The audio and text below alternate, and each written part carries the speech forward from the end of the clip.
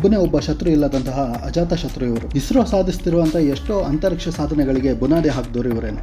ಒಂದೇ ಒಂದು ಸಣ್ಣ ಕಳಂಕ ಇಲ್ಲದೆ ಬದುಕಿದವರು ಅವರೇ missile man doctor APJ Abdul Kalam.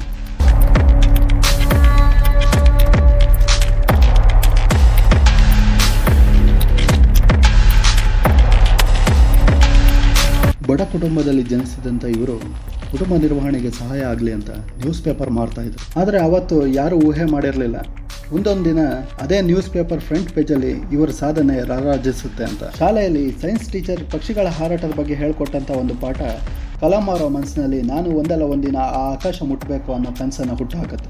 ಮುಂದೆ ಏರೋನಾಟಿಕಲ್ ಇಂಜಿನಿಯರಿಂಗ್ನ ಮಾಡಿ DRDO ಮತ್ತು ಇಸ್ರೋದಲ್ಲಿ ಕೆಲಸ ಮಾಡುವಂಥ ಅವಕಾಶನ ಪಡ್ಕೋತಾರೆ.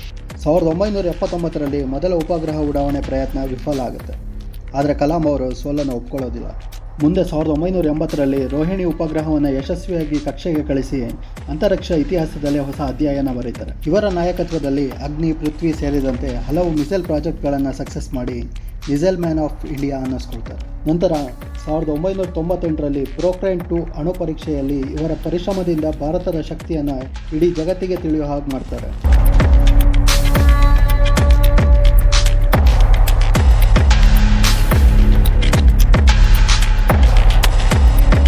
ಮುಂದೆ ಹೋಗಿ 2002ರಲ್ಲಿ ಭಾರತದ 11ನೇ ರಾಷ್ಟ್ರಪತಿಯಾಗಿ ದೇಶಾದ್ಯಂತ ಶಾಲೆಗಳಿಗೆ ಭೇಟಿ ನೀಡಿ ವಿದ್ಯಾರ್ಥಿಗಳಲ್ಲಿ, ಯುವಕರಲ್ಲಿ ಕನಸು ಕಾಣುವ ಸ್ಫೂರ್ತಿಯನ್ನು ತುಂಬುತ್ತಾರೆ. ಇದರಿಂದಾಗಿ ಪೀಪಲ್ಸ್ ಪ್ರೆಸಿಡೆಂಟ್ ಅನ್ನೋ ಗೌರವವನ್ನು ಕೂಡ ಪಡ್ಕೊಂಡರು.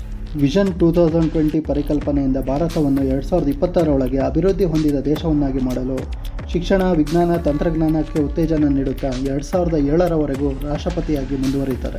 ಅವರ ನಿವೃತ್ತಿಯ ನಂತರ ವಿದ್ಯಾರ್ಥಿಗಳಿಗೆ ಉಪನ್ಯಾಸ ನೀಡುತ್ತಾ ದೇಶಾದ್ಯಂತ ಅನೇಕ ಶಾಲೆ ಕಾಲೇಜುಗಳಿಗೆ ಭೇಟಿ ನೀಡುತ್ತಾರೆ.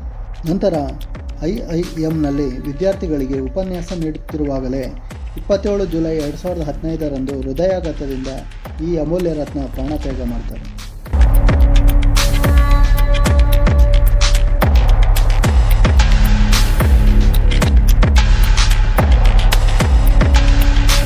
ನಿದ್ರೆ ಮಾಡುವಾಗ ಕಾಣೋದು ಕನಸಲ್ಲ. ಯಾವ ವಿಷಯ ನಮಗೆ ನಿದ್ರೆ ಮಾಡೋಕ್ಕೆ ಬಿಡಲ್ವೋ ಅದೇ ನಿಜವಾದ ಕನಸು. ಅಗಣ್ಯ ಸಾಧನೆಗಳು ಮತ್ತು ಅಪರೂಪದ ಆಲೋಚನೆಗಳನ್ನು ಹೊಂದಿದ ಕಲಾಂ ಅವರಿಗೆ ಒಂದು ಸಲಾಂ. ನಮ್ಮ ಪ್ರಯತ್ನ ನಿಮಗೆ ಇಷ್ಟ ಆಗಿದ್ರೆ ಲೈಕ್ ಮಾಡಿ, ಚಾನಲ್ನ ಸಬ್ಸ್ಕ್ರೈಬ್ ಮಾಡಿಕೊಂಡು ನಮಗೆ ಸಪೋರ್ಟ್ ಮಾಡಿ. ಹಾಗೆ ಇದ್ರ ಬಗ್ಗೆ ನಿಮಗೇನು ಅನಿಸುತ್ತೆ ದಯವಿಟ್ಟು ಕೆಳಗಡೆ ಕಮೆಂಟ್ ಮಾಡಿ.